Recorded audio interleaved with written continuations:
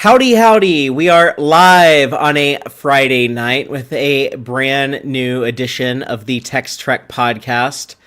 Miss Taylor here again.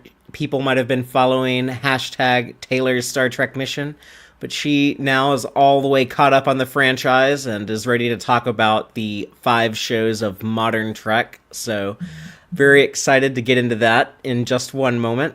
But I also have some exciting news about the new content we're going to be rolling out in March. With no new Star Trek coming out, we've found some interesting topics to discuss. So I'll be sharing all of that in just a. We're live for real, Jill. This is live in the flesh, fathery, talking in real time. So.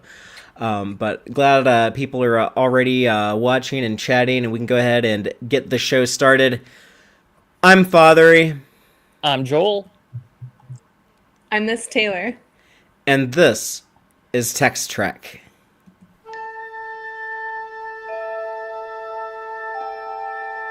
Engage.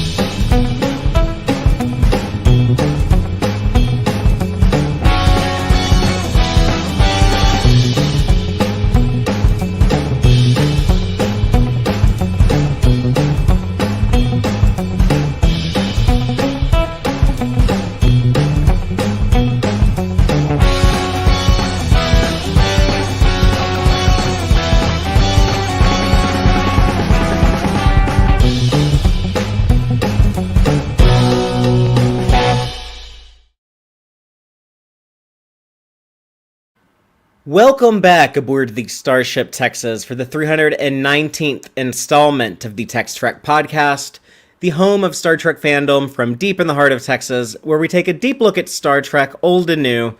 And tonight we are talking to Taylor about her first-time Trek takes on modern Trek. So she has just completed a 12-month mission of watching all of the Star Trek franchise in release order. Last things we watched were the 5 modern shows of the Alex Kurtzman era, the 2017 and onward Star Trek. So we'll be talking about those. Discovery, Picard, Strange New Worlds, Lower Decks, Prodigy, even like some weird rando things in there, like Short Treks or the Section 31 movie can come up. But we are about to dive into that in 1 second. I just want to do a little bit of quick housekeeping first. As always, I need to give a big thank you and shout out to the wonderful Tex-Trek Patreon supporters who make the show possible. So thank you so very much. Starfleet Sohel, Cake is Eternal, Crazy Dutchie, Joanne Robertson, John Daw, Geek Filter, Quark Spar, Stephanie Durantas, Matthew Averett, Braxton, Chuck A, Joel Vallis, Benjinium, Arthur Lamoureux, our associate producer Chris Garris, Dave Farabee, Dave A. Gregory, and our anonymous supporters. We like to celebrate with our patrons monthly with a monthly watch party. And our next one is scheduled for Saturday, March 22nd. And it's actually going to be an animated double feature. We're going to be watching 2 animated Star Trek episodes. The animated series episode, Eye of the Beholder. Is it Eye of the Beholder or The Eye of the Beholder? It's one of those that I get mixed up a lot. I think it's the... Okay. I had to look it up, too, because I couldn't remember. The other one is the TNG episode with, Lieutenant Kwan, who died in the nacelle. But, no, we're watching the animated series episode with the slugs. And that's going to be followed by the Prodigy episode, Let Sleeping Borg Lie. Yes. So, looking forward to that on March 22nd. And you can come into the Tex-Trek Patreon as little as $2 a month. That will get you into the monthly watch parties. And if you can afford to be more generous, there's some additional perks as well. So please check that out if you want to support our content. We also have like a little bit of news before we get to talking about modern Trek with Taylor.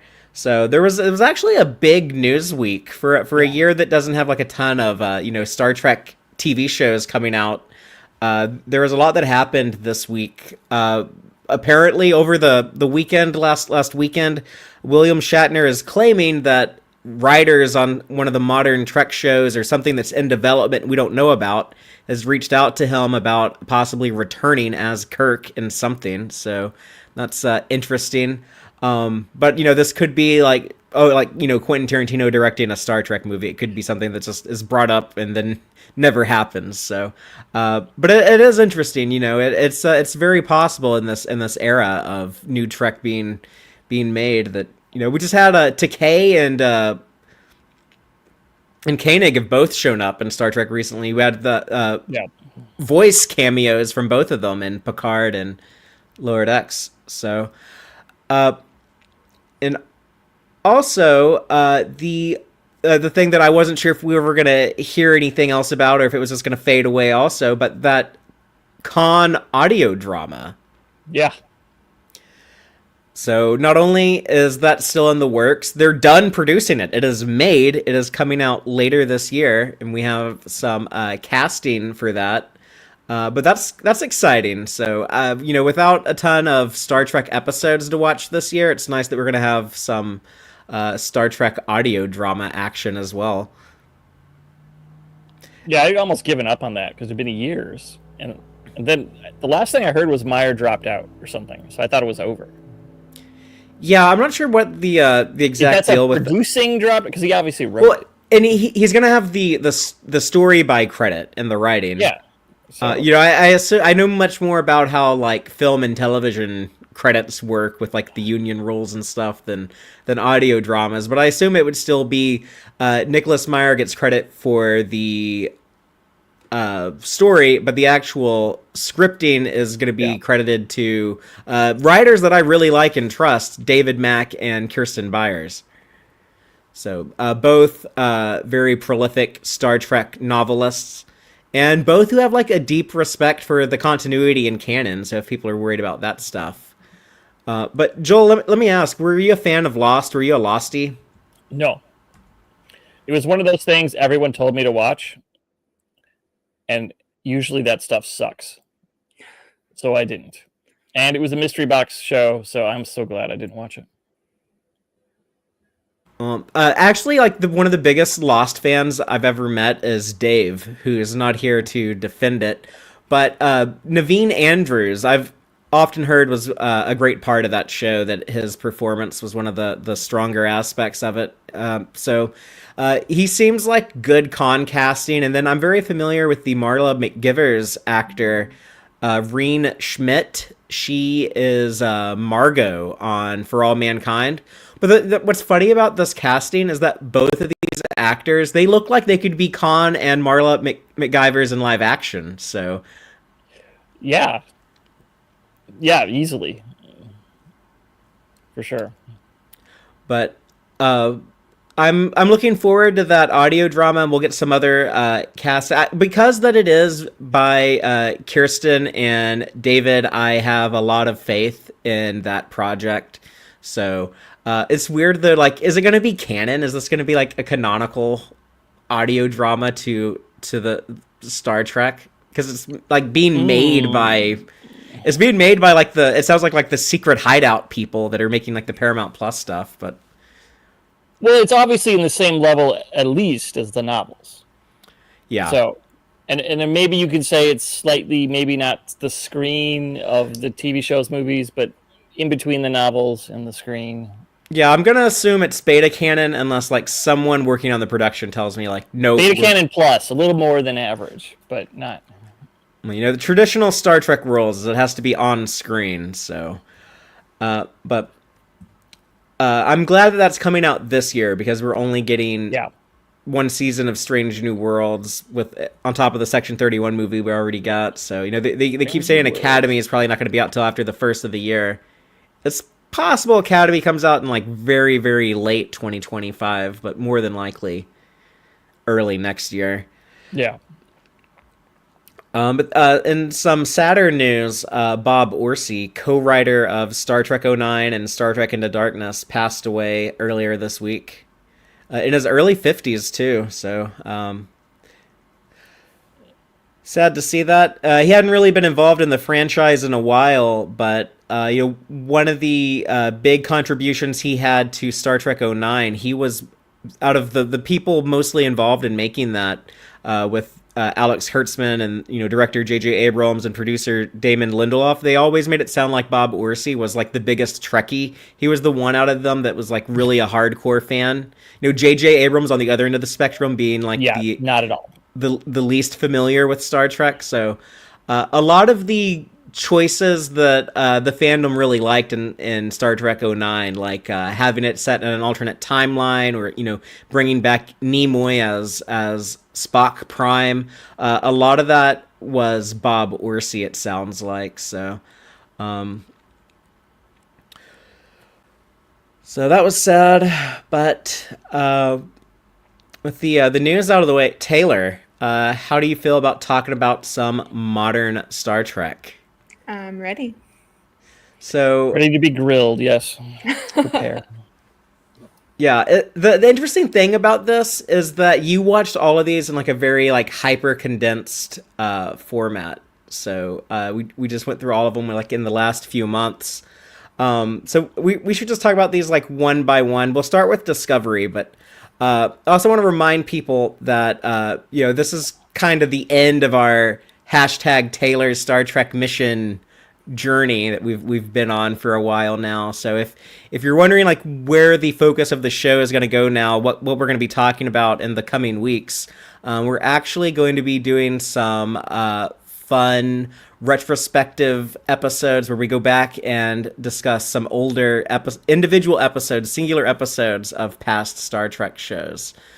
So we're going to announce at the end of this show what we're talking about next week, but people should stick around and listen to that. But yeah, we're going to be talking about talking about episodes from various previous Star Trek shows. So some TOS, some TNG, some Voyager, and we want to hear what people want. So if you want to hear us discuss particular episodes, please comment and let us know which ones. But more on that later at the end of the show. Taylor, let's start with Star Trek Discovery. Just give us your kind of what did you think like when we were watching Star Trek and we got done with like the Berman era stuff, and then you rewatched the Kelvin movies, which Yep. you had seen those before you met me, before you started this crazy project. Yes. Yeah. So I'm glad that we kind of restarted on the Kelvin timeline, because I think that's cool to know that that's what boosted like modern Star Trek. You kind of get like the Yeah. vibe of where they're going, and like the modern costuming and the storylines that they're choosing, which I think overall like the Kelvin timeline held up for me, but it wasn't as good like as I remember it being, because I have more context. And also it changed like my opinion on two of the movies. Like the first one I thought was not my favorite, and I thought the Into Darkness was originally my favorite, and then it became my third favorite of the three. So it was cool to like have all of the information to like watch the Kelvin timeline. And I mean, those movies will always have a special place in my heart though, because that was, I guess, technically my entry point to Star Trek. So Yeah. as much as I know they get a lot of hate, but like for me, they'll always have that little goldenness to them because it pulled me in. Yeah, no, and you're definitely not alone in that opinion. That's starting to become more and more common. And I think in the future, 10, 20 years, it's going to be very common for Trekkies to be like, oh yeah, I came into this franchise through the Kelvin movies. Yeah, So, they were huge. So there's a lot of eyeballs on them. but what were Yeah. you expecting after that, after we rewatched those three movies? And then, okay, here are the modern Star Trek shows. We're sitting down with Discovery Season 1. What was kind of your expectations going into that? Well, I was really nervous. I mean, I was very nervous going show to show, but I was like kind of not sure what was going to happen going from like Berman era into like modern Trek, because that was a pretty big gap. Yeah. And I was really, really hoping for more diversity and casting, and also like more exploration and kind of like expanding on what they already had like built, like all these aliens and the world, and like how are we gonna, basically continue Star Trek, but also have, I think, like more insight and like, I don't know, more like people-y things, which I think is what Discovery really ended up being. I think it's very like a lovey-dovey huggy show, like so much of the time. Like they say I love you so much and they hug each other so much, and there's a lot of representation.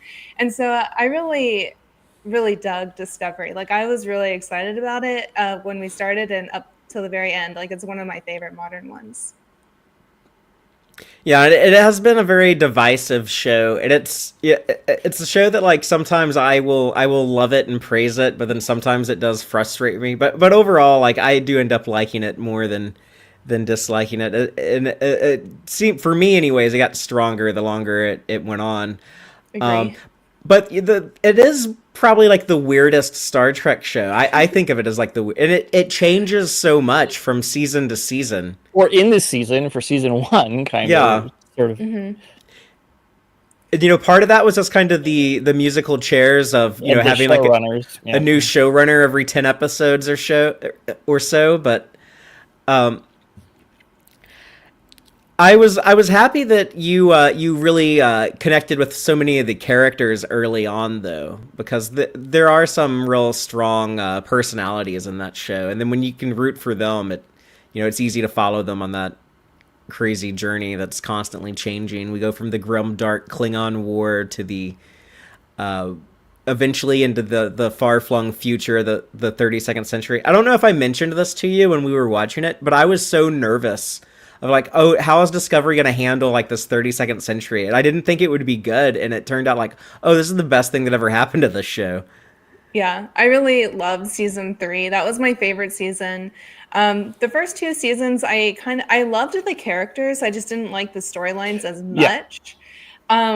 But yeah, I definitely felt like all of the characters are so strong in Discovery. I feel like the actors like were so committed to their roles and they had great chemistry with each other. And I felt like the bonds were very strong, like very quickly. And I felt like the aesthetic of the show was very pleasing. And having the spore drive I thought was kind of hilarious. I was like, okay, they're traveling on mushrooms. Like, this is weird. It is, Um, yeah. It like the show does like the weirdest stuff. Or, and like yeah. even Oh, sorry. you're My talking about like biggest the complaint was that it was pre-TOS, but the aesthetic was so different and like the Klingons looked so different. And it seemed like the tech was like more advanced than like TOS. So that was some of my beef with like the first couple seasons. Um, and I think that's one of the reasons why I really ended up liking season 3, 4, and 5 is because I feel like that aesthetic and the technological advancements like made more sense further in the future. Um, but yeah, I don't know. I really like Discovery though. Like I really didn't like the Ash Tyler stuff and some of the Section 31 stuff, like with Control. But I love that led us to the last 3 seasons. yeah, and it wouldn't be the first Star Trek show that had a stronger second half than it did a first half. It's funny too because some of the things you didn't like, that's what fandom didn't like in general, but it was what you didn't like but stretched louder and longer over years. And Yeah. so Yeah, so you just being able to watch all of it in a couple of months, and we were also bouncing back and forth. We did like 2 seasons of Discovery, and then we did a season of Picard, then a season of Lower Decks. But you kind of got that entire fandom experience that took most of us years, and you just got it very quickly over a few weeks. So that allowed you not to like sit in like the frustration of like, I'm tired of these weird Klingons and stuff like that. You were able to get to the good stuff, get to the best of the best. Right. faster. I didn't have it strung out over years. I got it so condensed that it was like, oh, it's over already. yeah, because it was leaked photos of Klingon stuff that started it. It was just Oh, like wow. So y'all were it was just like pre-mad. it was just some extra or something leaked photos, and it was just like, but nobody knew for sure, and then it was a to do. Yeah, so So that'll it's be probably interesting best to now. watch it without living that. It's probably better. You watched it all in a vacuum, like totally separate from like the internet's big mainstream opinions, but yet so many of your opinions just came off as like kind of the modern fandom takes on things, like your disappointment in the Klingons, but going back to the Berman era stuff that we talked about last week, going into TNG, you were so nervous. You were like, "Will I like Star Trek if it isn't Kirk, Spock, and McCoy?" Yeah. which was a Yeah, it definitely very common I opinion in the late 80s. I I had remember that. that same nerves going from TOS to TNG, going from like Enterprise and the Kelvin movies into Discovery. Like I had that same like nervousness, like anticipation, I think. I was like, man, this could go either way.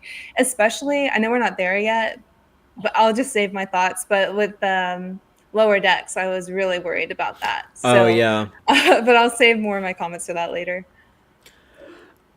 Before we get into the next show, Star Trek Picard, just let me ask: will you tell people what were some of your favorite characters in Discovery? Yes, my absolute favorite I know, not Ash character. Tyler, obviously, not Ash Obviously, Tyler, not the season 1 Klingons. he's the Not even the worst. Klingon Ash Tyler. Oh, No, I forget his Yeah. real no, name. all of Ash Vogue. Tyler. Vork? Is that Bad. Vogue. Vork? V- Vork. Okay. No, Yeah, and the my pronunciation of favorite. Klingon through those teeth is something. Yeah. Oh, yeah. That was so hard for me to understand in season 1 and 2 where they're speaking. It has like that reverb sound on the Klingon like language. It was so, even though it's like I'm not listening to the Klingon to understand it, it still distracted me so much from like reading the captions. Like I was Father, having a hard time. you didn't with teach her that. Klingon before Discovery? Oh no. I wouldn't have been able to understand it. It had like this weird echo on it, and I did not understand at all. But Yeah, so I going remember from that though. my I remember you getting frustrated during like some of those long Klingon conversation yeah, scenes. yeah, I was like, man, when is this gonna end? But you didn't But get you didn't have to stay mad about that for like week after week. Like we got through season 1 pretty quickly, and then in season 2 they dropped that. So yeah. Yeah. Well, so And my it's funny too favorite because you started characters. with the Oh, Kelvin Klingons, so you didn't even remember. A lot of people were well, just Berman-era yeah. Klingons. They remembered TOS, but they weren't And really the mad when you Calvin got the better ones ones. like look funny too now. Like obviously I like the They're different. I like the TNG Kelvin look, how Voyager they look. But DS9 look more. But yeah, going from the Kelvin Klingons to the Discovery Klingons, I was like, man, both of these designs are not fun. Like, why are they so colorful? Like have piercings and stuff. Like, it's such an odd choice, but whatever. Um, yeah, but there's yeah, a I'm glad they fashion. dropped the Klingon stuff after season 2. we got you off track, but we were asking like who were the characters that you did like in Discovery? Who were your favorites? Yes, so Saru is my ultimate favorite. Like I think from the whole show he is awesome. Like I love the acting, but I love his character design. He's so cool and I love his whole arc and like I love when his in the very beginning he has his like anxiety ganglia. I don't remember what it was called. Right, yeah, the threat gangula. The But I like threat anxiety Yeah. ganglia. gangula. That's another great term for it. I was like, oh, he has like spidey senses. But then even more loved him once he went through I think it's like Vaharai or something like Mhm. that, and got his attack ganglia. And I was like, this is even better. Like, this is so cool. And I loved his whole story, like in the short of him leaving Kaminar to, with Yeah. Giorgio. And then also whenever he returns and, saves them from the Baul and, helps his friends and family and culture basically like evolve and stand their ground. And I think that was such a great arc, and I just loved his character development just so much in that short amount of time. Probably my favorite storylines from season 1 and 2 are all Saru's.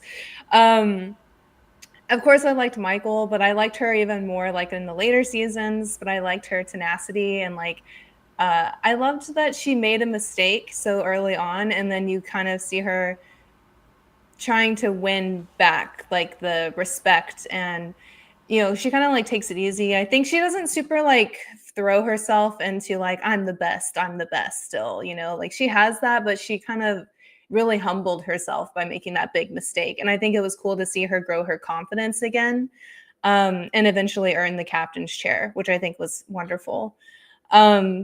Trying to think of the other characters. I loved Giorgio so much. I loved Captain Lorca, even though I knew he was going to be bad. Like Jason Isaacs is always going to be a villain, right? Like he's He's a got great resting villain actor. face. Yeah. Yeah, and like there was one shot where they zoomed out of his quarters and there was like a Gorn skeleton, and I was like, "Oh, he's evil. Like he's mad. Like he's like a weird like collector of things. Like he's got something funny going on with him." But I didn't think it was going to be Mirror Universe Lorca. But I think that storyline was really fun, and and I loved like sitting in the mirror universe and exploring all that, and like having the big fight with Giorgio and having Michael and I don't know, like all these characters like having to act and like pretend that they fit in. It was just really interesting. Yeah. Like have like a multi-episode arc in the mirror universe. The fortune cookies threw me off on him at first too. I was just like, what's going on with the fortune cookies? Yeah.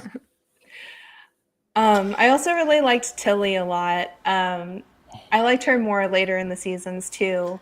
But you didn't necessarily like the where she ended up in the show. Yeah, I had a really tough time with them writing her off as an educator. And in some ways, I'm glad because that means more Tilly in like a future show with the Star Trek, with the, I'm sorry, the Starfleet Academy show. Is that what it's called? Yep. Right, yeah, Okay. Starfleet Academy. Yeah, so I'm glad she's going to be like in another show, but I have a problem whenever they take like women in STEM and then they put them like, oh, I don't belong here. I should just go teach instead of do. And I kind of didn't like that because I felt like Tilly did so good, like working with Stamets and stuff, and her growing her confidence. And I don't know. I mean, I think it's cool when some people like really do just like want to teach and stuff, but I feel like there was just so much more they could have done with her character than like kind of write her into like an academy role. Like I really enjoyed seeing her like on away missions and stuff and like using her kind of creative problem solving skills. And I think I'm going to miss that. Like I didn't like when they kind of wrote her out of that like space, you know? I think that was hampered too by behind the scenes stuff. Like they had work in other places that kept coming up in Discovery.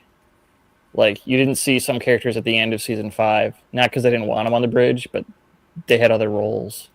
Mm-hmm.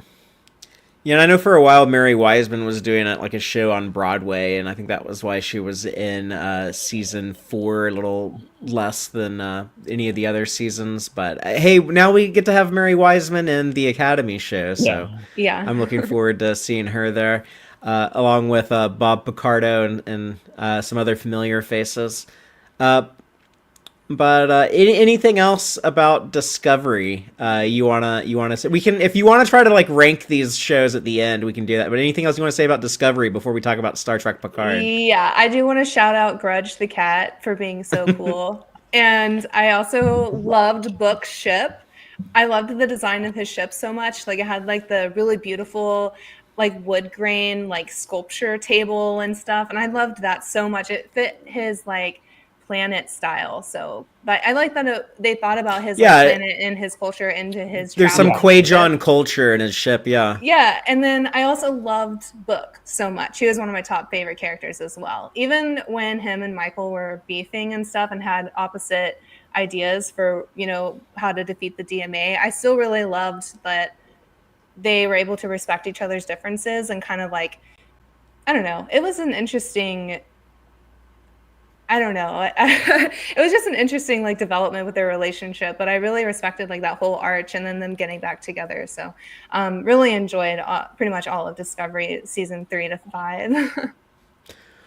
Let's talk about Star Trek Picard. Like Star Trek Discovery, Picard also had a big drastic change every season. So it's kind of like 3 different shows, right? You have the very Michael Shabani season 1, and then the Akiva Goldsmany season 2, and then the Terry Matalassi season 3. Yeah. But just your overall opinion on Star Trek Picard? Well, I was really nervous about this one because I was like, I don't know if I like Picard that much anymore. Like after season 7 of The Next Generation, I started having a lot of issues with him. Like I in really Star Trek Insurrection, him. you didn't like him in Insurrection either. Yeah, it was the movies. I thought you were going to say movies. Season 7, the movies and the end of season 7, he became like a little too hot-headed and a little bit too like I'm right and you're wrong. Like I had a lot of problems with the way he handled Ensign Ro in season 7, and also like his compliance with like the Cardassian stuff. And I just didn't really like him. around then. And so I Yeah, was like nervous. in Journey's End when he's relocating the Native Americans. You didn't like that. Yeah, so I was really worried about going into Picard because I was like, is this just going to be like the super snooty old white man who's come back and thinks he's so cool and smart and like break a bunch of rules? And that's exactly what it was. So I was like a little bit annoyed. I was like, man, he's like 100 years old now and he's still doing the same crap he was doing when But he now was in he's his a 40s. snooty old white robot. So Yeah. at the end of season 1. Yeah, so I don't know. I thought some of the synth stuff was really cool in season 1. I liked Soji a lot, but honestly, I was kind of like burnt out on. I felt like it was a little bit like pushing the Data stuff more and more. Like they killed him in the last TNG movie, and I knew that he wasn't going to be like dead because he's like an android. They can bring him back, but I don't know. It's just I have something too with like every Sing being Brent Spiner. Or every Sing. Sing, Khan is Sing. So I'm the sorry. We've been Noonien talking about Sing, Khan. Noonien Sing. We've been talking about Khan a lot today. But yeah, every Soong character. You got Soonged out. Yeah, I did. Aren't we all? Yep. But again, Joel, you can vouch for this, because I know Taylor, you weren't plugged into the fandom, but I mean that's what everyone was bitching and moaning about. Is like, how many damn characters is Brent Spiner gonna play in this franchise? Are the Soongs cloning themselves? Is it like the 21st century one just clones himself from then on? I don't know. There could be something interesting there, but. The funny thing about that is Adam Soong, the one in 2024, he's the worst, right? Like he's the one who's like the biggest jerk out of all of them. Like he's like a full-on murderous villain. And then Eric Soong in Enterprise is not quite as bad, but he's still a bit of a bad guy. He'll still, go rogue. And then you get to Noonien Soong in TNG, who's he's eccentric, but he's not bad. And then his son, what is it? Armin and Inigo? Armin Inigo or something like that? The one that's in Picard season 1. Armin Inigo Soong. He's the nicest one. It's like the Soongs keep getting nicer and nicer. That's good at least, yeah. And I gotta ask you, my least favorite thing in all of Picard season 1 are the incest Romulans. And why? Yeah. Romulan's great. Love Romulan, but I just didn't. Yeah, I didn't was get that. Incredibly uncomfortable to watch, and it was also like really. It kept going on. Yeah, and also that like Soji is with the brother, and like he is just using her and manipulating her the whole time. That was extremely uncomfortable too. But yeah, I wasn't a huge fan of a lot of that. I did love seeing Hugh, like our reformed Borg. That was amazing. I loved seeing him, and having 7 of 9 back was super freaking cool. She comes back in like a boss, Yeah, I was very excited. And I think with the season 2 stuff, the whole back to the past and Q drama, you had gotten time travel fatigue in Star Trek, which is another common thing a lot of people experience. I love the timey-wimey Star Trek stuff. I love it, but I know a lot of people do get tired of it after a while. But you had always said, like, and when we watched Star Trek 4, you were like, wait a minute, they're going to be in the 80s this whole movie? I wanted to see, like, the sci-fi future. Like, so I knew season 2 of Picard was going to be a struggle for it. Because even me, when I was watching, I was like, can we please just, like, get back to the correct time period? I'm tired of, like, walking around Earth. Yeah, the best part of all of that was getting a young Guinan. That was the only... I loved seeing young Guinan. But everything else, I was like, man, this is just... I'm ready to get back to, and like there's the whole thing with like Laris and then like her ancestor and like looks exactly the same. I hate that. I'm just like, man, this is just weird and random. It was cool that it tied into some TOS stuff though. Yes. Oh yeah, I liked the Gary 7 and then Prodigy also tied into that with Wesley Crusher and the Travelers. Yeah. We'll get into that in a moment. But yeah, season 2 of Picard, I think it is probably... Joel, let me ask you your opinion on this. You're pretty plugged into the fandom. But that's probably the least popular season of any modern Trek show is Picard season 2? I would say yes. That wouldn't surprise me. Yeah. And I Some did people don't like like season 1 too, but yeah, those are neck and neck. I did I like really like Rios. parts of season 2. I I like get parts all of the it too. complaints. I get Yeah. the complaints, but the incest Romulans have gone away. Vast improvement right there. And then I think there's some fun stuff, but again too, they have this amazing payoff at the end, which of course is Yeah. never mentioned again. And yeah, so that was weird. What did you think of this amazing thing that happens and then it's buried? Even for Picard, doesn't mention it again. Yeah, we still don't know what's going on with the end of season 2, where you have that Borgatti, the yeah. weird Borg queen Agnes Jurati, Borgatti, as a lot of people call her, is like, okay, we're gonna like stand here at this wormhole that opened, and then like they never did anything with that. Yeah. Yeah. Maybe I someday that think story will be told.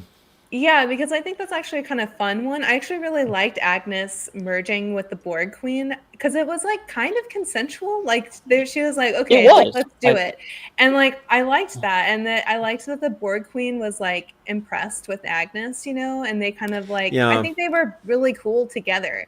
But yeah, I agree. Like I feel like that wasn't written well enough. Like I think they could have done even more with that.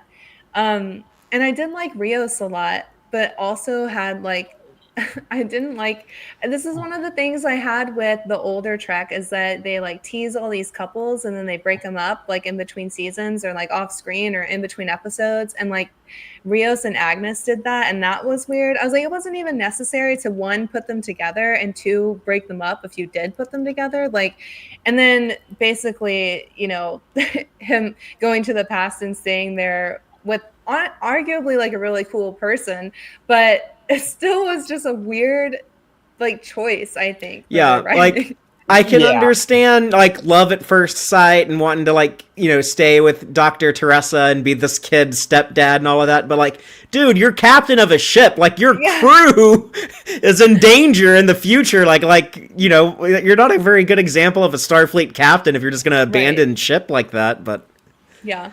they had to write them off for season 3 because in season 3 they only had enough money to bring back the TNG actors, so Yeah.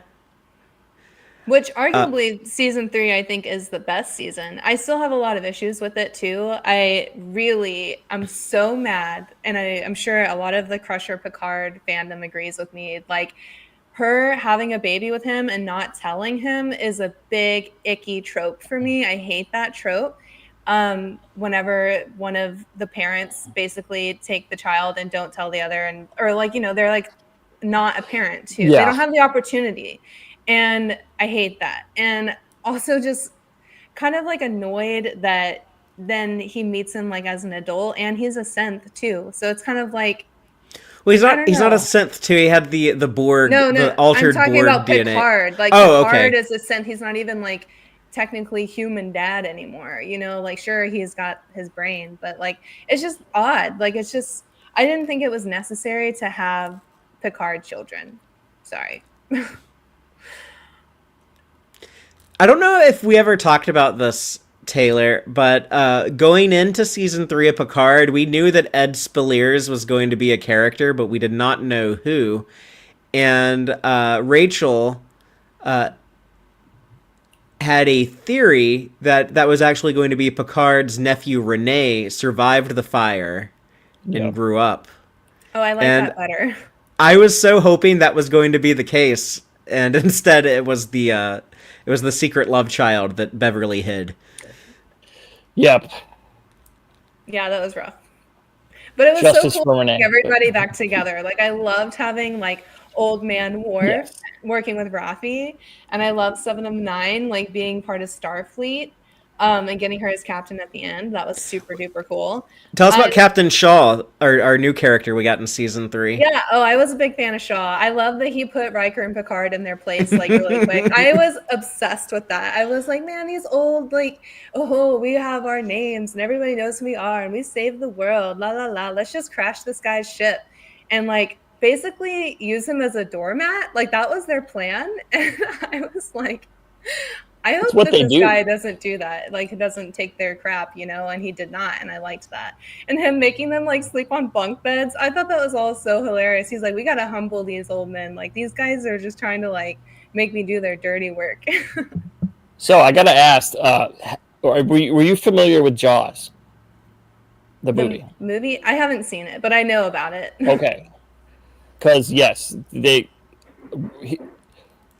Shaw's speech about Wolf 359 is basically a reworking of uh, the actor Shaw, who he's named after from Jaws, when he talks about the USS Indianapolis going down and all the crew was just eaten by sharks. And it that's the best part of Jaws. I don't care about the shark at all. I'm just there to watch them tell this story in the basement of this boat. I guess it's not really a basement; it's the lower deck of whatever. I Yeah. don't know. And it's the absolute.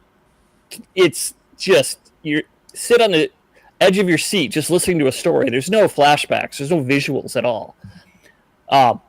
And he does a version of that. It lives up to it, and it's amazing. And That's so awesome. I like Shaw. It was fun from the beginning, but then you see this, and it's just like, oh my god, this is amazing. I just love it. So And I like that they gave him such an Irish name, Liam Shaw. That's a great name for a dipshit Yeah. from Chicago. Yeah. yeah, perfectly fits. Historically big Irish population there.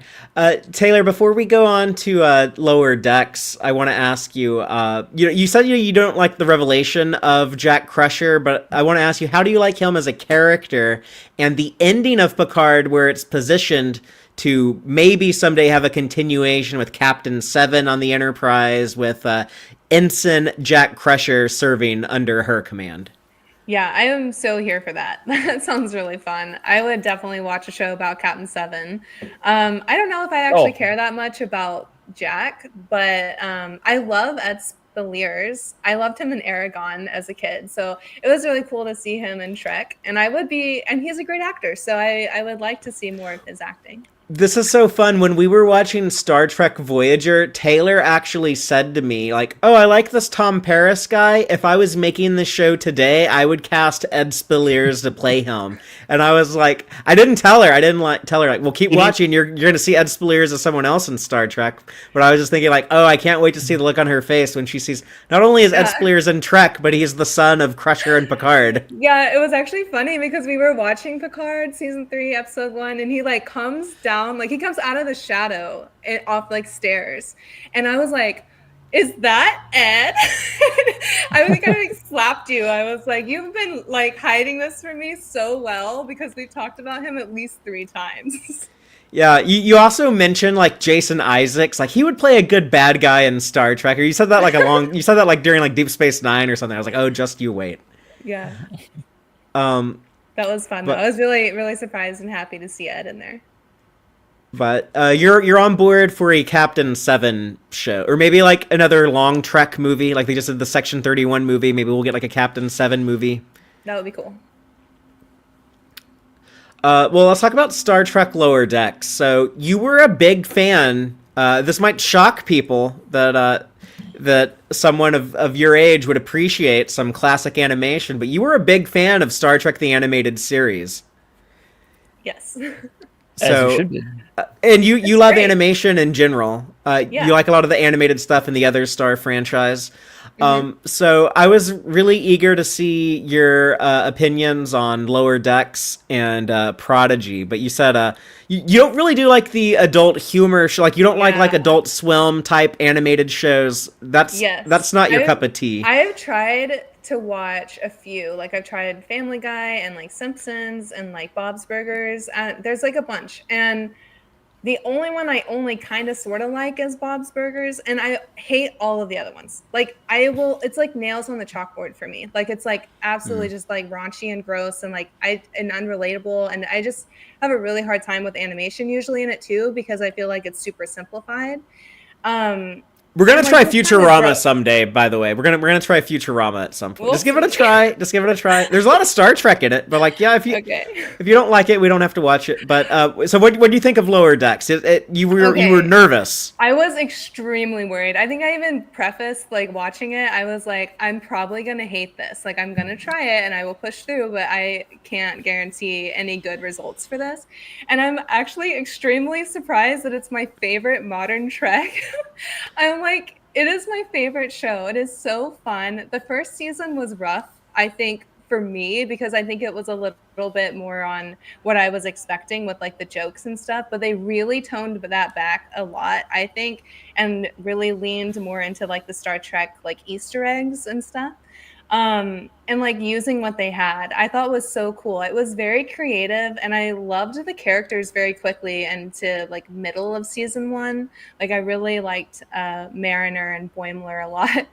And they just get better and better. Like I really was surprised like at how much character growth there was in this show Mhm. for it being like an animated, like I was expecting it to be like an unserious show, which I guess it is, but it has like a long arc of growth, and it has a lot of really cool like I don't know, like special moments for each of the characters, and you really can like bond with them and relate to them. And I don't know, like I was really shocked. Like I'm still like reeling a little bit that I love it so much. But yeah, I thought the animation was insane. Like there's parts of the show where I'm like, is that even animated or is that like Yeah, like sometimes the ships look too good. It's like, oh, these ships Yeah. look like too good for a cartoon. You know, like They some of kept the- getting Yes. better too. Yeah. They were good, Yeah. and then they kept upping the ship game. And Yeah. Agree. I think I do have a little bit of like I don't love how they animated like the characters like so simply, but I think it works and I did get over it. I think I like the like alien designs better in that animation style than like the human designs, just because it's like I don't know, it's a little like wiggly, like it's I don't know like the right term for that, but like you don't like sometimes- animated humans though. I've noticed. I think that is mostly true. I thought the animated series did great with the animated humans, but definitely. You know, in a way, the way animated series it's simplified, but it does kind of have like a very realistic style to it. You know, like the proportions of everything. You don't have Yeah, like the yeah. big cartoon eyes like you have on Lower Decks. You know, so Yeah.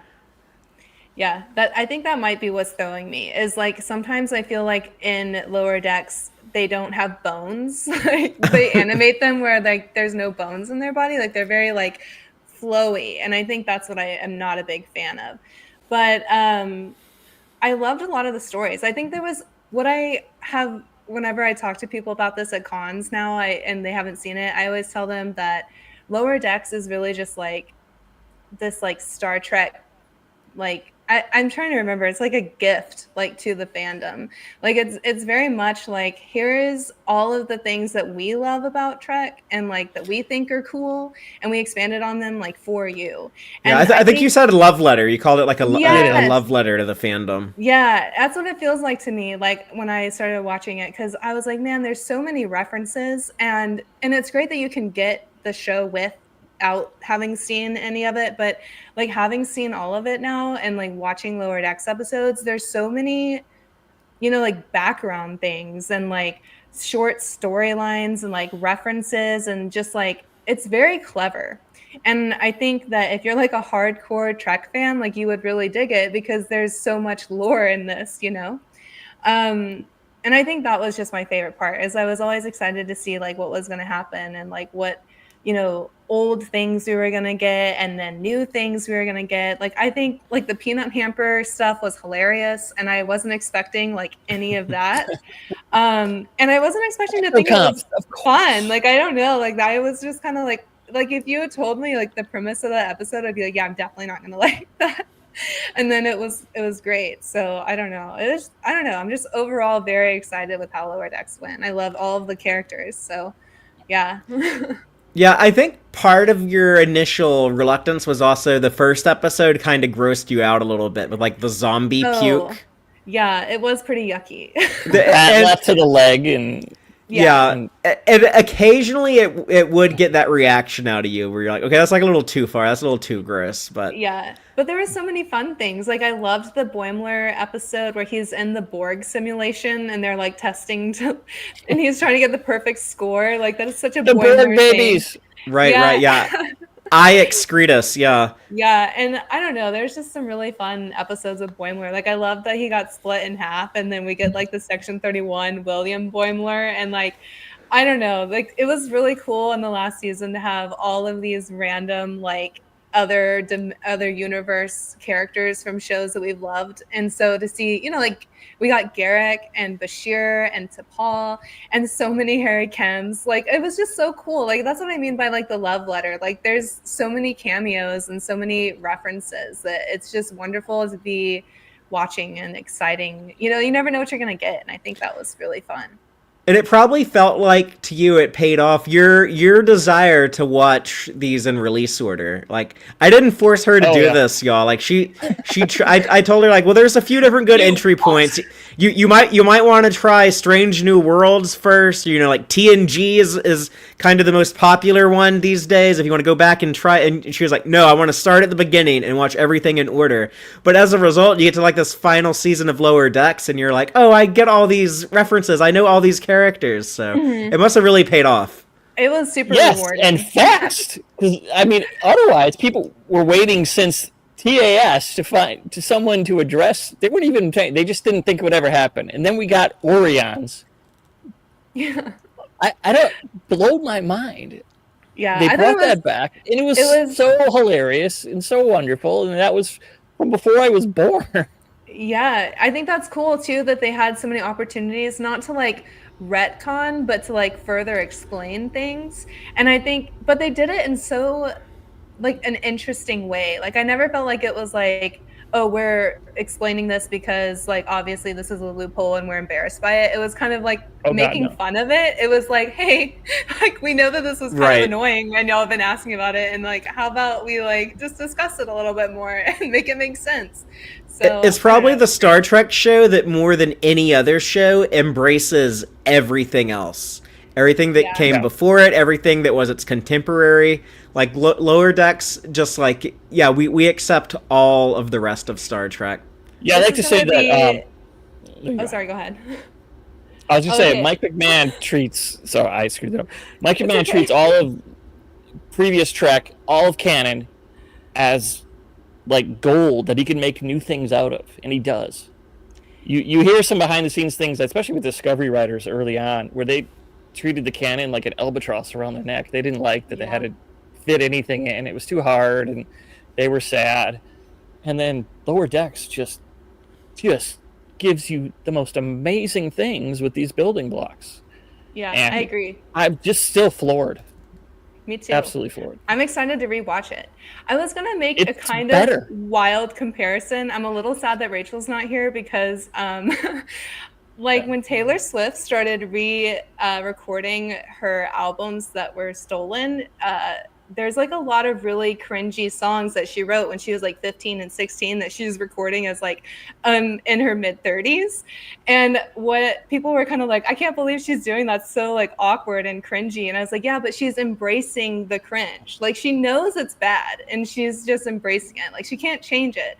And that's kind of how I feel about Lower Decks, is like they're like, well, we can't change that, but we can embrace it and we can expand on it and like make it better, you know. Don't be like George Lucas and try to rewrite history. No, right. Yeah, they're like, yeah, that was bad. Yeah, but I think that's really cool. I think Lower Decks is just very clever, and I love like all the characters are so fun. Like I loved getting random ransom episodes and like Shax and Tiana, like like tidbits, and I thought Tiana was hilarious. Like I loved her like McCoy like bantery personality, and that she was a cat person. She was kind of like Dr. McCoy as a cat. Yeah. I would say even grumpier though, even crankier than McCoy, but like an exaggeration of McCoy. Yeah, I really loved her though. She was hilarious. She got a lot of like really big laughs out of me, especially with her interactions with Boimler when he's like trying to impress her and stuff. Like I loved that.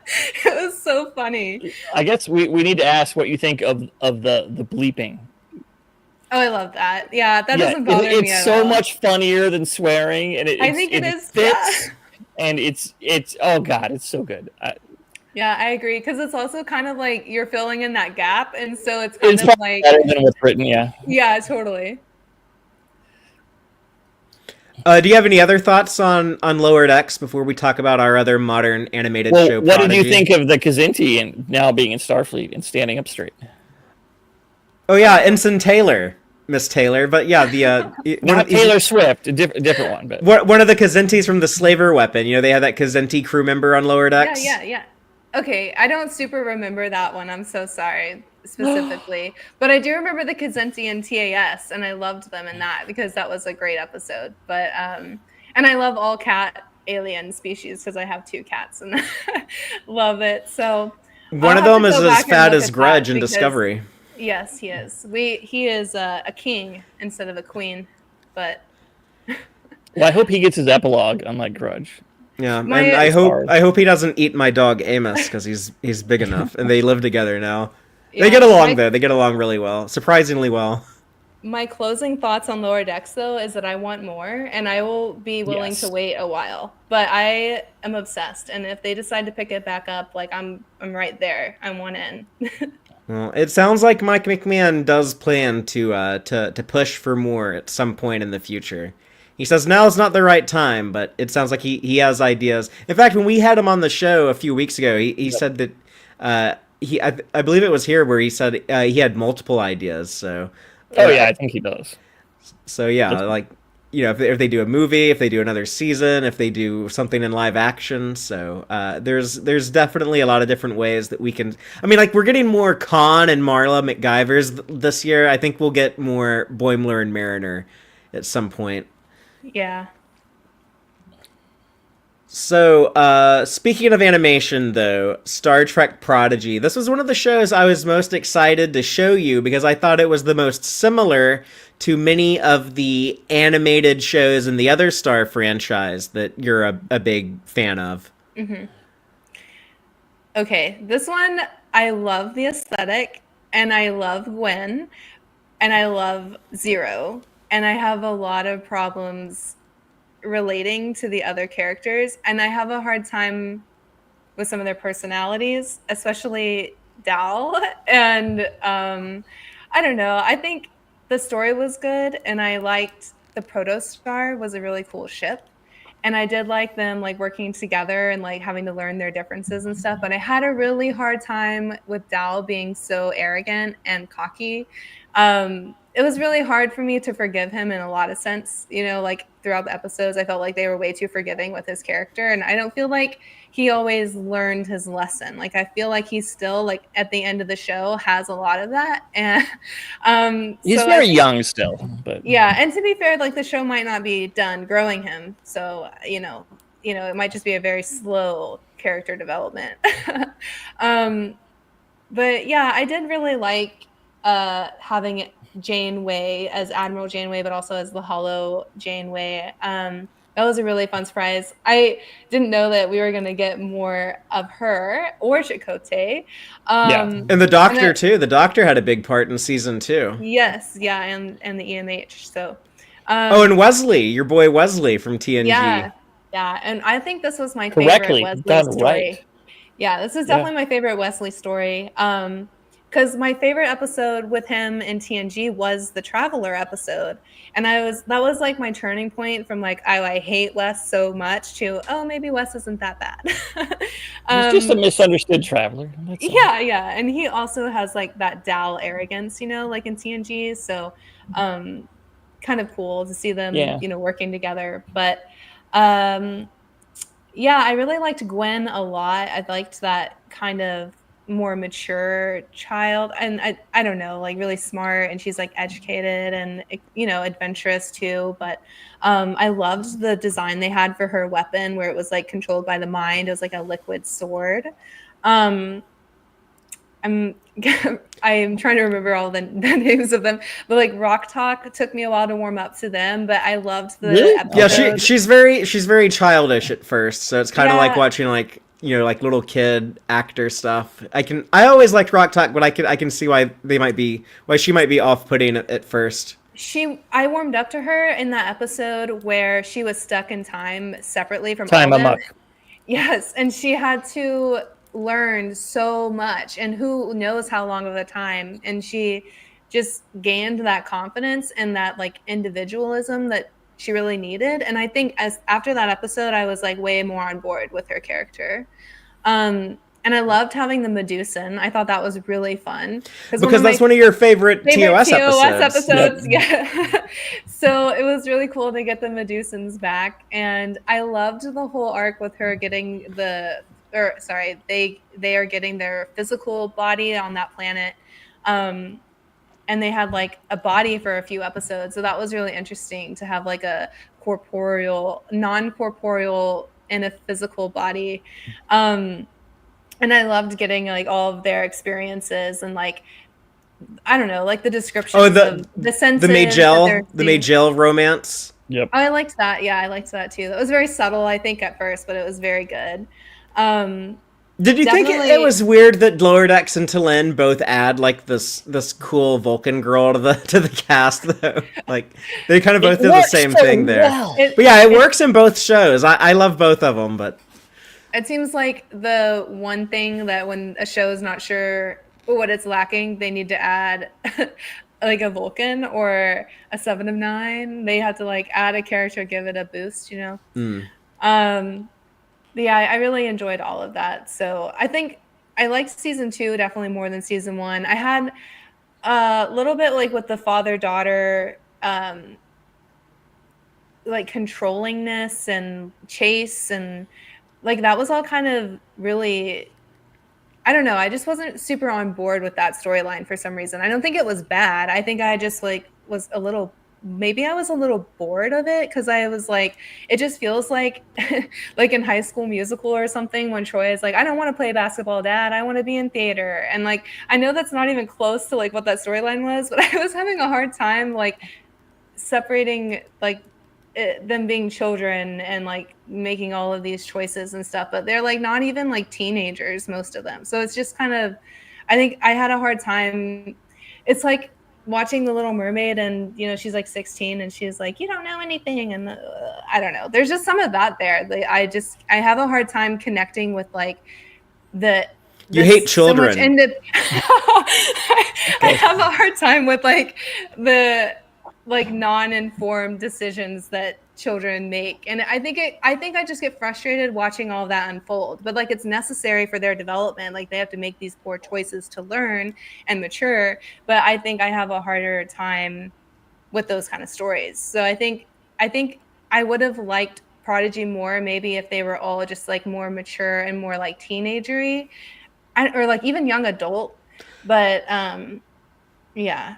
Let me ask you, would your ideal animated Star Trek show, because you said like you were a little put off initially by the Lower Decks animation style and kind of like that style in general, you would prefer something like a kind of a you know, quality, realistic CGI kind of look like Prodigy, but not focused on young people? Like if a show that looked like Prodigy but focused on the adults, would that be like your ideal modern animated Trek show? Well, I don't know if that's fair to say, because I feel like Prodigy was also pushed towards children. Like it came out on Nickelodeon, right? So right. I am not the target audience. So I think it's not fair. You know what I'm saying? Like as an adult, like that's not what I really want to watch. But like I like a more grunge to my animation, I think. So I like the CGI animation of Prodigy. But I think the story needs to be like more mature. Like I'm thinking of like the Blue-Eyed Samurai, and I'm thinking of like Arcane, and I really like those shows have like a little bit more I don't want to say like weight, but it's like a little bit more stakes. Like there's higher stakes. I mean, like yeah, Arcane's a really sophisticated show though. It's yeah, that was so expensive too. Yeah. It was like And $300 million to make or something. yeah. I mean, but there are so many great things about Prodigy. Like, I really love the Protostar. I think that's such a cool ship. And I thought that the stakes for like, oh, if anyone from Starfleet like messages us on this ship, like everyone's gonna like blow up and be infected by this. Um, I think that was really good. And them having to like basically constantly be running away from Admiral Janeway to avoid that. I think that can be good, but I think that went on a little too long. Um, and I don't know. I liked Chakotay being stranded on the planet with his protostar and the kids like having to like give him like a like a pep talk kind of thing Do and you like get you him didn't back like on board. Chakotay and Voyager? When we talked about Voyager, you said, and you're not alone with this being underwhelmed by Chakotay. But do you like the character more now in Prodigy? I don't think so. I think he's about Oh, the really? same. I mean I don't know if it like added or subtracted for me. Like it was just Chakotay again. Because it seems to be the general consensus is that he's way better in Prodigy season 2. Yeah, like what about when he I wears that agree. cowboy hat? Like, isn't that cool? Yeah. I mean, yeah, but you're biased to cowboy hats, I think. I do You're have both a in couple, Texas, though. but well, do you have any other thoughts on Prodigy you want to say before we talk about Strange New Worlds? Yeah, I mean, I'm still very open to getting more Prodigy because I think, it's only been 2 seasons, and I think a lot of the shows in Star Trek really peak after that. So, like, season 3, season 4, we could get some really cool character development and really cool stories out of that. Yeah, So, season 2 does end Yeah. with the characters at like a really cool Yeah. place It's in the boring. story. If it is to continue, yeah. being like the one Starfleet ship that's still out there exploring and doing traditional Starfleet type stuff. I would dig that. And like Lower Decks too, it is also some of the biggest love letters to Trek Yeah. I've ever seen. The logs improper. But... So let's talk about Star Trek Strange New Worlds. This was one that you were very eager for us to get to. I think it's like you kind of already knew the premise. Like we got to the end of season 2 of Discovery, and we leave Pike and Spock and Una on the Enterprise, and it's like, okay, this is going to be its own show. I'm ready for it. You had to wait though, but then you finally got to see the 2 existing seasons. We know we're getting 2 more at least. But after 2 seasons of Strange New Worlds, what do you think about that show? I liked it a lot. I was really excited to get to it, like you said, because I liked Spock and Pike in Discovery. But also I really liked the short, was it Q&A, where they're stuck in the elevator, Una and Yep. Spock? Yes. I loved that short where they're like having all of this conversation and really opening up to each other. And I think that like really built up anticipation for me. And it hits different now after learning about Una's backstory and knowing that she has this Illyrian secret. That episode reads very differently now. Yeah. But yeah, I really that short, sorry. Yeah, I really like that we are getting more about Spock and T'Pring.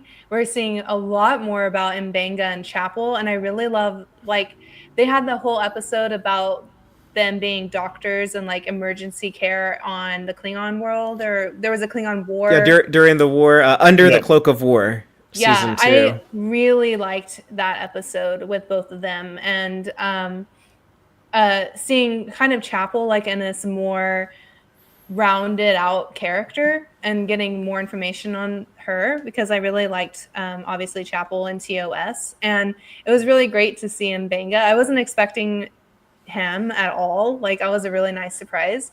I loved Hemmer in season 1. Really, I thought he was really freaking cool. I love that he was a little salty and kind of like taking Uhura under his wing a bit. And I don't know, just really thought he was a really fun character and a nice surprise since we didn't know him at all before from anything. But yeah, I really like the aesthetic of Strange New Worlds. I love their uniforms. I think a lot of the episodes are really well written. And I love La'an a lot. I really think she's badass. And like, I think that bringing in like this Gorn backstory with her is really interesting. Like, I wasn't expecting to get a lot of Gorn stuff ever again. Especially, Well, I loved the bedazzle-eyes of the TOS era, and I was very surprised that it does not look like that in Strange New Worlds. So I don't know.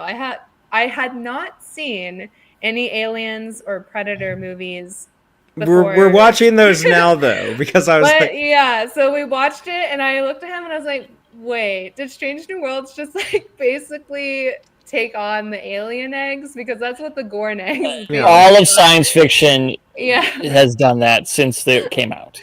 yeah. So that was that actually kind of ruined it a little bit after I saw Alien post Strange New World, because I'm like, they just like ripped that off. Like when I watched it the first time, I was like, oh, cool, this is so interesting. And Steven's probably just like, oh yeah, this is literally aliens. But I'm excited to see more Gorn, and hopefully maybe a little bit of an evolution into the Gorn that we know from like TOS. I'm sure there might be like some kind of bridge the gap there. It'd be funny if in season 3 they're just the Gorn like they were, but they have longer hair like they did with the Klingons in Discovery. But they probably won't go that way. But yeah, they have the same big little wigs now. creatures running around, but they have long hair for no reason. Fashion, just like the Klingons, they slaves to fashion. Yeah, but I really like having Pike. I think he was really cool in Discovery season 2. Like I loved him as a captain. I thought he was very like open-minded and very like connecting with his crew. I love that he does like dinners with like he cooks for his crew, and they have like little parties or whatever. And he's like a host. I think that's really fun. With the apron, oh yeah. Yeah, it's adorable. And I love Una a lot. I think she's really cool, and I love her backstory, and the episode with her on trial really, really got me on board. Ad Aspera or something. Ad Astra Aspera.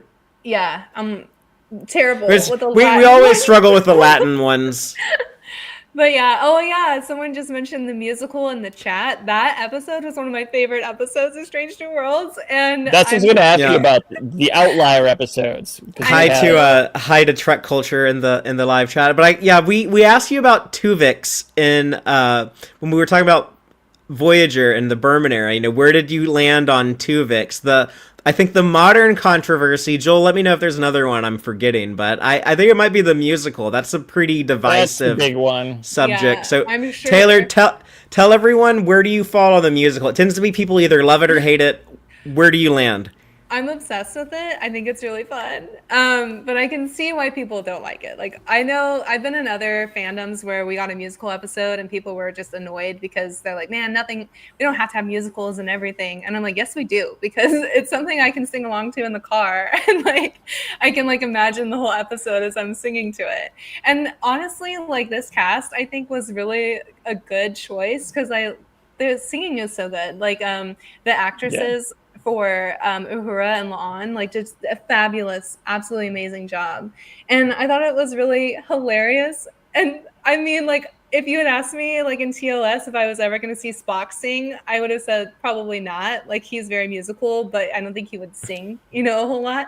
And this was just an amazing, like, treat, I guess. Like, it was like, oh man, we hear sing Spock just like absolutely hate having to do this. Yeah. The funny story with that is Ethan Peck always having to sing more and more. He had to sing in the short when he was trapped in the turbo lift. In the short trek, he had to sing in that, and then he had to sing in the Comet in season 1 with Uhura. Yeah. Children of the Comet, and then in season 2, it's like, okay, we're doing a full-on musical episode. You're gonna have to sing in multiple songs. Yeah, I loved that. I thought it was so cool, and I loved Uhura's song the most. That's probably my favorite, and the other one I really love is La'an's. I can't remember the name of it. I'm sorry, but really, I just thought it was such a fun. I would have loved to have been on the set that day, like everyone like mouthing their words and like having to go through the musical. Like it's such a different way to shoot than like a regular episode. So I'm sure. Having to choreograph Paul Wesley dancing with Rebecca Romaine, for their song, and that would have been you have like the whole Klingon dance number too. So I also really loved I'm going to butcher this title, the Elysium Kingdom episode. The fantasy one. I'm trying to bring up the list for myself. But yeah, with Mbenga's daughter's storybook world coming to life. I love that Yeah, one. the Elysian Kingdom. I really enjoyed that one too. I thought it had a lot of really cool surprises and really fun costumes. And I love that you kind of get some of these characters in such a different way. So both of those episodes kind of go together in my mind because they're very theater to me. Like they both kind of have that, like, I don't know, Broadway kind of feel in a way. Yeah, some of the characters are going to just be like over the top, like the hammers for science. It's just hilarious. Can never get enough. Him getting to have fun with it and do like the abracadabra. That was delightful to get those great Hemmer moments right before he was surprisingly killed and taken away. No, like Trip, Hammer's alive. Sorry, he's raising his Gorn babies. But yeah, overall, I really do like Strange New Worlds. I'm really excited for more. I'm not sure how I feel about like the Gorn being the big bad, but I think if they do it right, or if they work on like making it a little bit more original Trek, I think it's gonna work out pretty good. Like maybe we've only seen juvenile Gorn, and when they grow up, we'll get a little bit of what we're used to. I'm glad that you're still holding out hope. I've already accepted, and I love Strange New Worlds. I don't like what they do with the Gorn. I don't like their Gorn episodes, and I've already accepted that there's probably a lot in Season 3 I'm going to like. I'm not going to like the premiere with the Gorn, and that's okay. I'll get past that, and then Season 3, Episode 2 is going to be something radically different. I know that they're going to do that, so... this being a show that we know we're getting more of, though, I do want to ask you, what are you hoping to see in a Season 3 that we'll be discussing later this year? Well, they did tease us with Scotty, so I am very excited to get young Scotty on board Enterprise.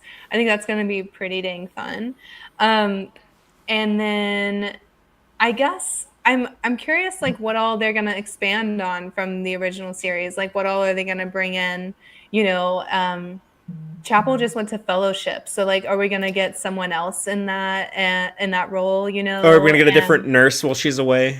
Yeah, are we gonna get McCoy? Like, is he gonna come in and like, I don't know, like, or I'm not sure. Like, I don't, even if he's like a guest doctor, I don't know.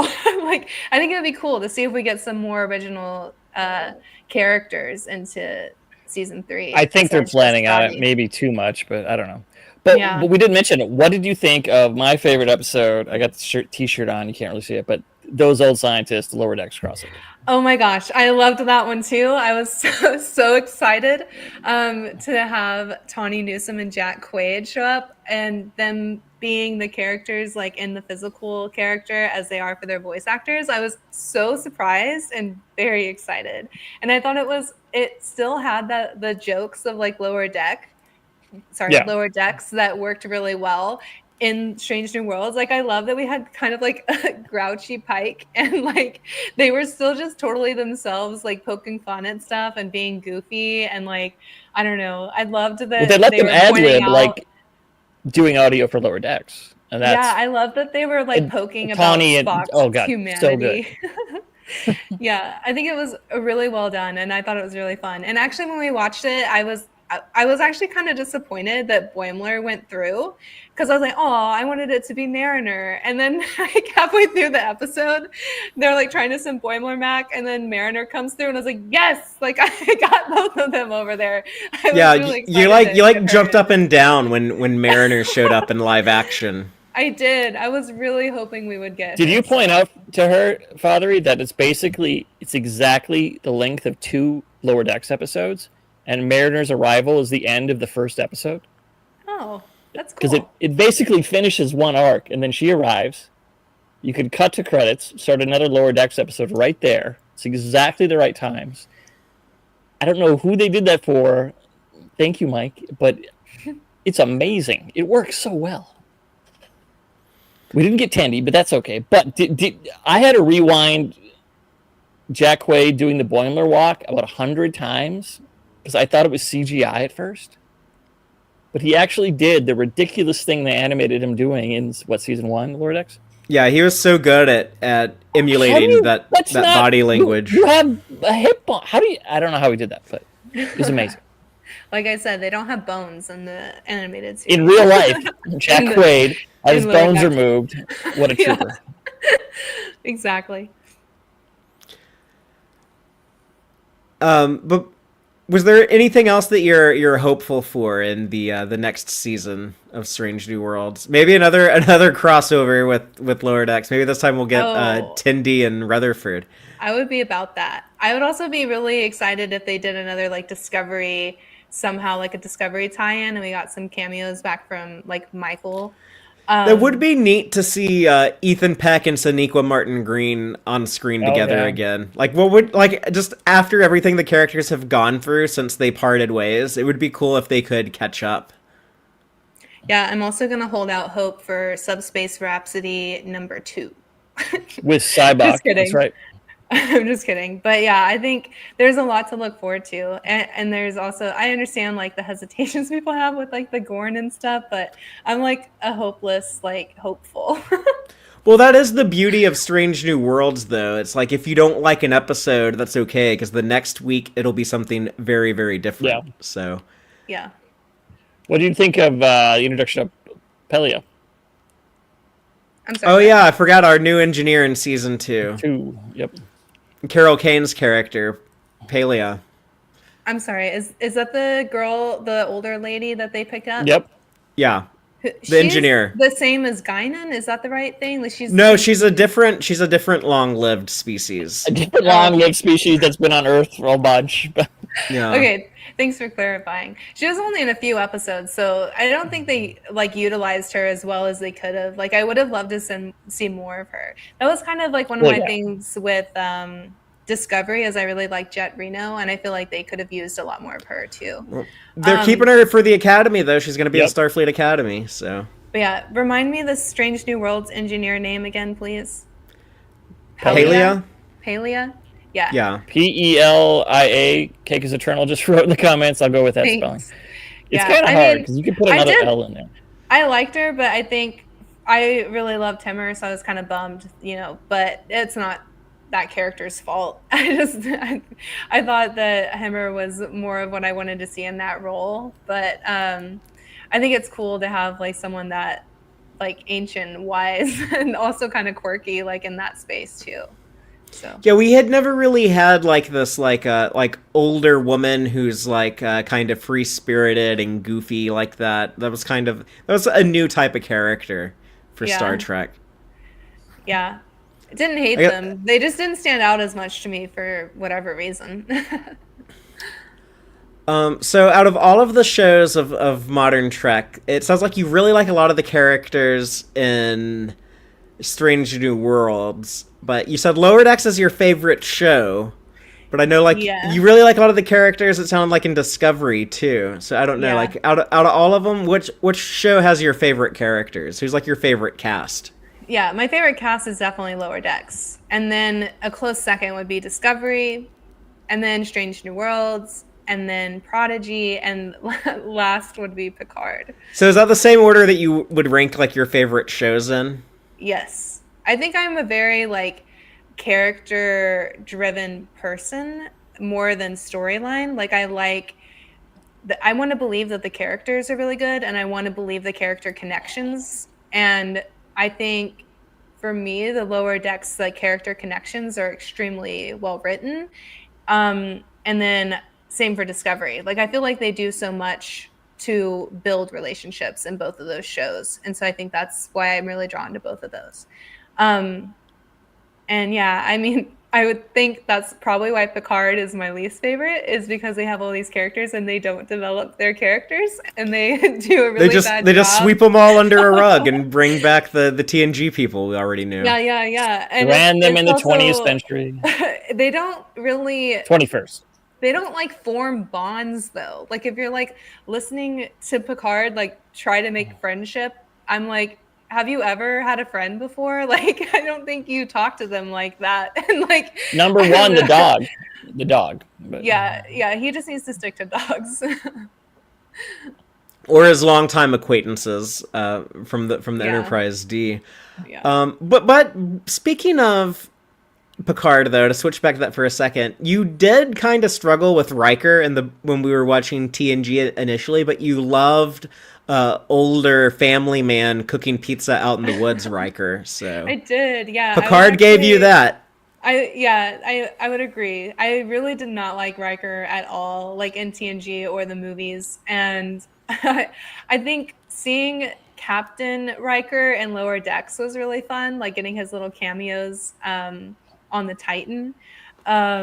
But definitely my favorite Riker scenes are him at home with Troy being like, like this goofy dad. Like I was like, oh, he's so adorable and sweet and loves his family so much. And I think I felt like he didn't have that to him, like in anything else. So it was cool to see like that family side. Yeah, definitely agree. I like old Daddy Riker and Picard more than First Officer Riker and TNG. Well, out of all of modern Star Trek, who would you say is like your all time favorite character? If you can't pick just one, then you can name a few. But My like immediate response is Book, and then like Mariner and Michael and Boimler. Um, and I so don't really know very like like Lower Decks and Discovery. That seems like those yeah, were those were the highlights of the modern Trek for you. yeah, for sure. And I liked Gwen a lot, but I don't know. In Strange New Worlds, it's like I like them, but I don't feel like super duper close to any specific one of them yet. Um, like I do with especially Book and Burnham. Like I feel like if anything bad happens to them, like it makes my heart hurt. Well, It's also interesting too because everyone who watched TNG originally, Picard season 3 was not just about the characters. It was about uh, our friend the Bridge came back and the Enterprise D. Well, half of it, right? So watching it all in order, it's not quite the same. And yeah, what did you think about everyone else? Have you seen everyone else's reactions to the Bridge coming back? I don't think so. Like You might have seen just Red or something. but Like I that. think you felt like that was probably like a big deal, right? When we got like the fat one again yeah, in Picard yeah. season 3. I don't like that ship, so I'm not super like I wasn't You like you and I are the yay. only two people who don't like it, but it, It can't. I mean, anytime it comes on screen, I'm not super stoked. I mean, I did adore the bridge scene where they're all together again, like kind of in their spots. I thought that was very nostalgic, and but it's very Well, fan yeah. service too. Like it didn't feel like it had to happen to make sense in the show. It definitely felt like, oh, we'll No, just it like didn't. put this in there because people want it. Um, but and I see like that's like the thing where like Lower Decks does it better because it's like we know some of the things you want to see and we'll give that to you, but it doesn't feel like fan service. And I think in season 3 of Picard we got a little bit of that. And it didn't feel like as authentic or like well written to me. Like it just kind of felt like, of course we're gonna do that because it's Picard. I don't know. Well, we well, did get Majel back. We got the computer voice back, which we all missed. Yeah. But Yeah, that was sweet. just to wrap up the modern Trek discussion. Now that you are caught up on you've seen Section 31. You're caught up. You're ready for season 3 of Strange New Worlds later this year, and Starfleet Academy sounds like it'll be early next year. But I guess what would you want to see in going forward in modern Trek as far as like I think I've mentioned to you that Tawny Newsome is developing a live action comedy show. Her improving was so good in that Strange New Worlds crossover that Alex Kurtzman was like, I want you to be a writer on the Academy, and in fact, I want you to like pitch a whole show to me, and so Oh wow. so we have that to possibly look forward to if that actually happens. But they could do more made for streaming movies like Section 31. Are there any things do you have like a wish list of things you want to see? I would love to see more Seven of Nine in the protagonist role. I feel like she's such a strong character, and she definitely has like the lead in many episodes in Voyager, and she was obviously a big part in Picard, but she's never like the main focus really like of the show or movie, right? And I am obsessed with her character, and obviously with Jerry Ryan.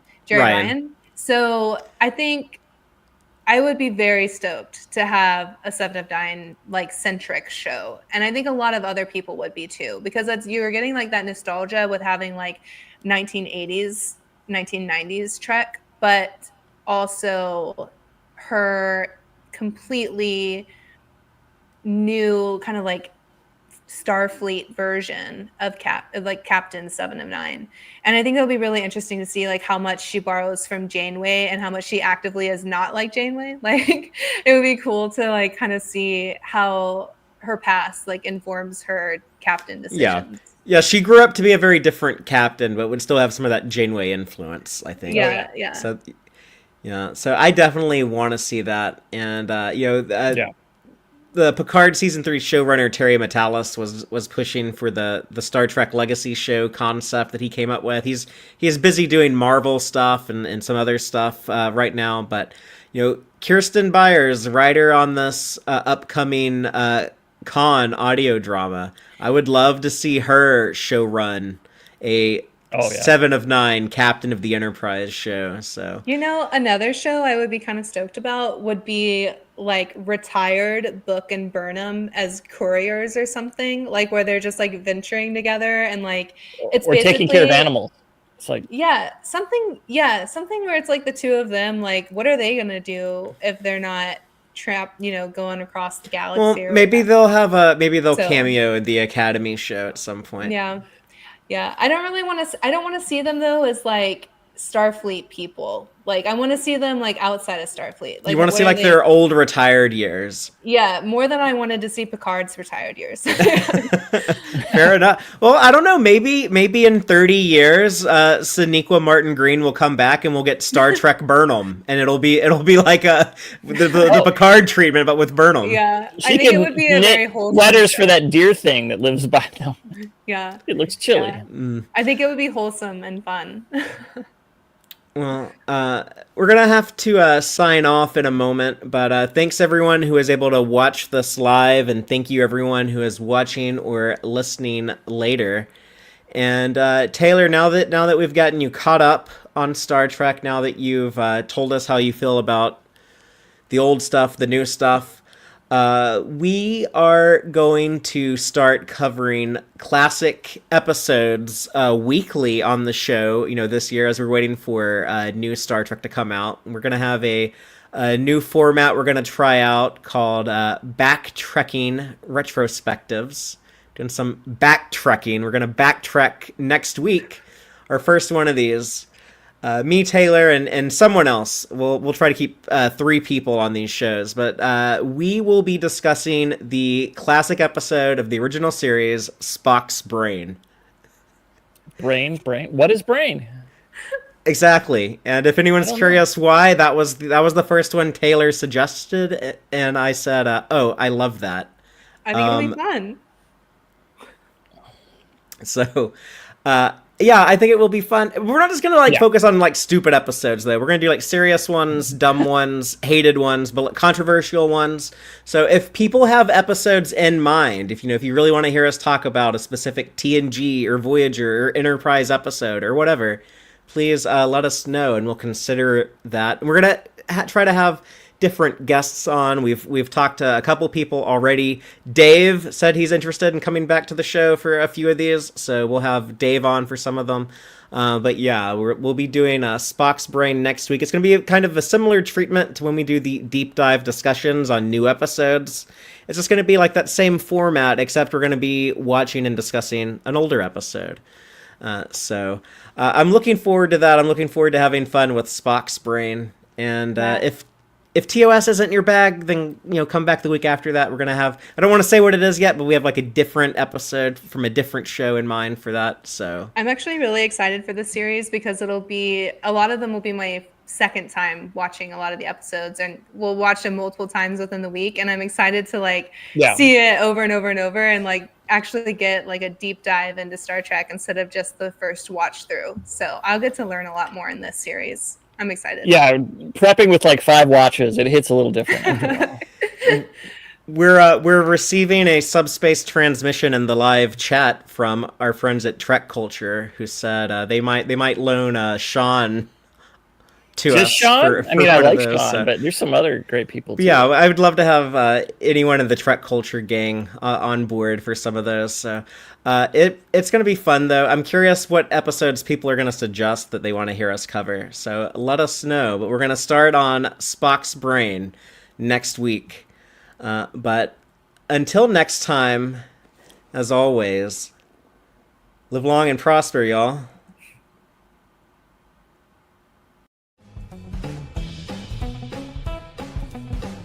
Subscribe to YouTube to watch the Tex-Trek podcast live or listen to us later on your favorite podcast platform. Follow Stephen Fothery on socials at TXTrek. Thank you and take care.